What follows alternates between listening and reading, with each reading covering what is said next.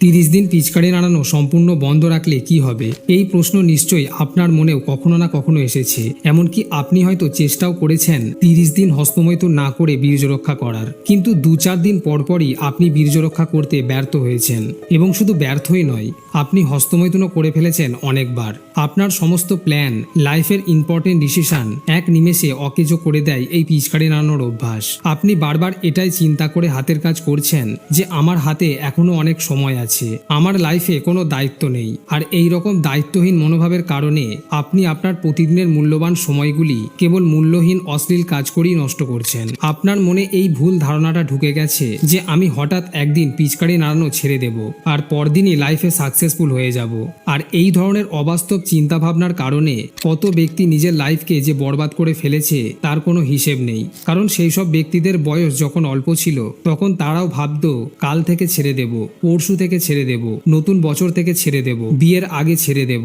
আর এভাবেই তারা বছরের পর বছর নিজেকে কেবল মিথ্যা বলে ধোঁকা দিয়ে গেছে, যার কারণে আজ অনেক ব্যক্তি 27, 28, 30 এমনকি 35 বছর বয়সেও কিছু করতে পারছে না। জীবনে সে যেসব স্বপ্ন দেখেছিল তা কেবল স্বপ্নই রয়ে গেছে। এখন সেই সমস্ত ব্যক্তি দিনরাত কেবল পস্তাতেই থাকে যে যদি সেই সময় এই কাজ ছেড়ে দিতাম। আজ থেকে 10-12 বছর আগে ব্যক্তিরা যতটা না হস্তমৈথুন করত, আজ তা বেড়ে প্রায় আকাশ ছোঁয়া হয়ে গেছে। প্রতিটা কিশোর যুবকের কাছে পিচকারি নাড়ানো একটা মজাদার খেলাতে পরিণত হয়ে গেছে। নিজের বিচার বুদ্ধি, ভবিষ্যৎ, রিলেশনশিপ সবকিছুকে জলাঞ্জলি দিয়ে তারা এমনভাবে হস্তমৈথুনের দুনিয়ায় মেতে আছে যেন এটাই জীবনের সর্বোচ্চ প্রাপ্তি। আর এর কারণ হলো সোশ্যাল মিডিয়ায় অশ্লীল জিনিসের ছড়াছড়ি। তবে এক্ষেত্রে কেবল মোবাইল বা সোশ্যাল মিডিয়ার দোষ দেওয়াটা বোকামির পরিচয়। কারণ আপনি যদি ওইসব না দেখেন তাহলে সোশ্যাল মিডিয়ার অ্যালগোরিদমও ওইসব আপনাকে দেখাবে না। অর্থাৎ আপনি যদি ভালো কন্টেন্ট দেখেন তাহলে বারবার ভালো কন্টেন্টই আপনার সামনে আসবে। কিন্তু আপনি বেছে নিয়েছেন খারাপ জিনিসটা। তাহলে আপনিই বলুন, খারাপ কাজ করে কেউ কখনো ভালো থাকতে পারে?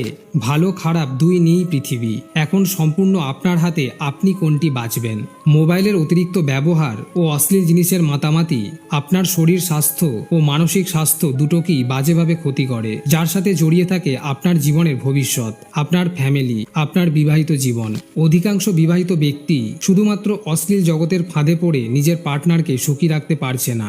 আপনি জানলে অবাক হবেন, বহু এমন ব্যক্তি আছে যাদের বিয়ে হয়ে যাওয়া সত্ত্বেও তারা অশ্লীল জিনিস দেখে নিজের পিচকারি নিয়ে খেলা করে। কারণ তারা তাদের ওয়াইফকে নিয়ে খেলা শুরু করার আগেই কিছুক্ষণের মধ্যেই আউট হয়ে যায়, কেননা তাদের ইঞ্জিন অনেক দুর্বল হয়ে গেছে। ফলে সে সেই চরম অনুভূতি উপভোগ করতে পারে না, যার ফলে একটা বিবাহিত জীবন অশান্তির মধ্যে দিয়ে চলতে থাকে। তাই এক্ষেত্রে আপনি যত তাড়াতাড়ি সম্ভব অশ্লীল জিনিস দেখা ও হস্তমৈথুন ছেড়ে এক্সারসাইজ করা শুরু করে দিন। আর এই জার্নিতে আপনাকে হেল্প করবে নেচার মানিয়া লিফট আপ অয়েল। এই অয়েল 100% ন্যাচারাল ইনগ্রেডিয়েন্টস দিয়ে তৈরি, যেমন অশ্বগন্ধা, যা আপনার স্ট্যামিনা বৃদ্ধি করবে ও টেস্টোস্টেরনকে বুস্ট করবে। এছাড়া এতে থাকা সফেদ মুসলি আপনার ইঞ্জিনের হারানো শক্তিকে ফিরিয়ে আনতে হেল্প করবে। এছাড়া এতে ব্লাড সার্কুলেশনকে বাড়ানোর জন্য শ্বেতাবড়ি ও সেন্সিটিভিটি স্কিনকে ইমপ্রুভ করার জন্য লংয়ের মতো ন্যাচারাল উপাদান রয়েছে। এই অয়েল 2 ফোঁটা হাতে নিয়ে দিনে 2 বার আপনার ইঞ্জিনে ভালোভাবে মাসাজ করতে হবে। এটি আপনাদের ভালোবাসার মুহূর্তগুলিকে বৃদ্ধি করে একটি সুখী দাম্পত্য জীবন উপহার দেবে।